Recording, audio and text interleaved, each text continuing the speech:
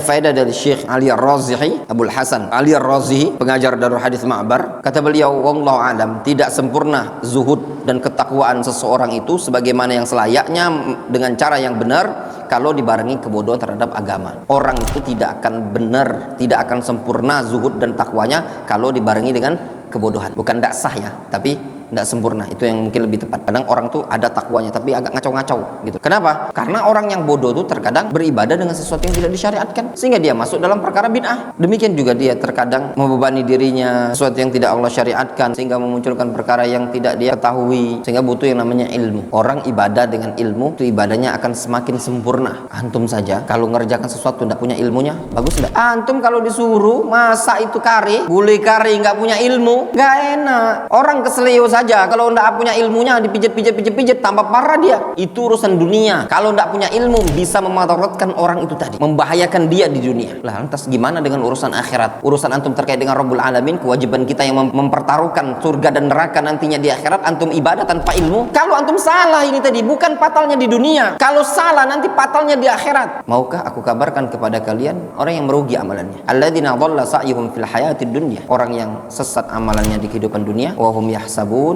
annahum yuhsinuna sun'a. Dia mengira dia benar, tapi dia salah. Sehingga penting bagi antum semua untuk menuntut ilmu syar'i. Penting bagi antum semua untuk belajar.